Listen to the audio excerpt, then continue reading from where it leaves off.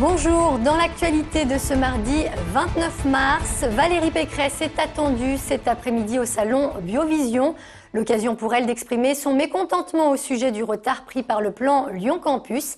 Mais la ministre de l'Enseignement supérieur vient surtout pour participer à l'un des débats organisés dans le cadre de ce 5e Forum mondial des sciences de la vie. Au cœur des discussions cette année, la santé, l'environnement et la nutrition. On vous en parlait dès hier, le centre d'hébergement d'urgence Saint-Irénée vient de fermer ses portes. Conséquence, près de 200 personnes vont dans les prochains jours se retrouver à la rue. À la veille de la fermeture du gymnase Clémenceau, les travailleurs sociaux tirent aujourd'hui la sonnette d'alarme. Les précisions de Jean-Marc Roffa et de David Segal. Ce coup de balai passé hier symbolise malheureusement la fermeture du centre d'hébergement d'hiver à la maison diocésaine Saint-Irénée. Pendant 4 mois, 200 personnes, hommes, femmes et enfants, ont profité de ce toit.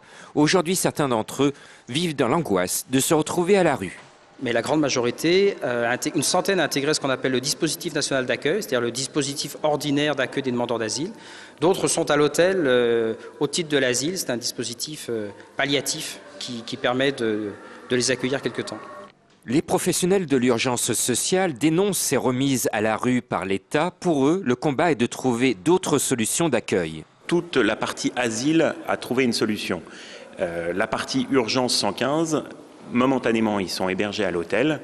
Mais on n'aura pas de solution pour tout le monde, tout simplement parce qu'il y a des situations administratives qui sont très complexes, des personnes qui ne sont pas en règle sur le territoire français et pour lesquelles les dispositifs d'insertion ne peuvent pas jouer en dehors de celui du 115. Le 31 mars, le gymnase Clémenceau dans le 7e fermera aussi ses portes en rajoutant l'arrêt du financement des nuitées d'hôtel, la reprise des expulsions suite à la fin de la trêve hivernale. Les professionnels de l'urgence sociale estiment que plus de 500 personnes seront contraintes de dormir dehors à Lyon. Sting, Lou Reed, Texas, Arctic Monkeys ou encore Étienne Dao et Jeanne Moreau. Voilà à quoi devrait ressembler l'édition 2011 des Nuits de Fourvière. Un site internet vient en effet de dévoiler en avant-première la programmation du festival. Une annonce qui a dû faire grincer des dents du côté des organisateurs qui aiment, on le sait, habituellement garder le mystère avant la présentation officielle. Elle est d'ailleurs prévue la semaine prochaine. C'est l'une des dernières mères lyonnaises. Paulette Castin, dite Mamie Castin, vient de fêter son centenaire. Un anniversaire célébré comme il se doit, entouré des plus grands noms de la cuisine. Sur place, Gérald Bouchon. Lorsqu'elle a installé son restaurant en 1946, ça a été la première escapade avec mon futur mari. Alors c'est vous dire qu'il y a longtemps que je la connais. Bonjour Madame Castin, comment allez-vous ? Simples clients occasionnels ou habitués de la maison, ils ont tous des souvenirs plein la tête. Le pont des Roches de Condrieu et sur le bas, donc le quartier où il y a l'hôtel Beau Rivage. La mer. Le voici, l'hôtel Beau Rivage à Condrieu. Aujourd'hui encore hôtel 4 étoiles. Il fut surtout un haut lieu de la gastronomie. Une étoile en 56, une deuxième en 64, avec à sa tête la mère Castin. C'était des dames qui étaient cuisinières dans des grandes familles bourgeoises, comme dans la famille Gillet par exemple, et qui, ces familles étant obligées de se séparer d'une partie de leur personnel, se sont installées. Ça a été long pour qu'on la reconnaisse un peu comme mère, mais la mère Brasier la reconnaissait et elle lui disait « mais tu es comme moi », malgré qu'elle n'a jamais voulu travailler chez la mère Brasier parce qu'elle lui faisait peur. Cuisine traditionnelle et raffinée, Alain Alexanian, qui fut apprenti au Beau Rivage, n'a jamais oublié cette école des mères. Elle nourrissait les clients comme on nourrit ses enfants. Il y avait des plats qui étaient des plats d'anthologie où on faisait parler j'ai un poulet en vessie, donc c'était sur la table, on le découpait. Il y avait ces fameux matelotes d'anguilles, celles qu'on trouvait sur la Saône. C'était, voilà, aujourd'hui on parle de développement durable, c'était uniquement tout ça.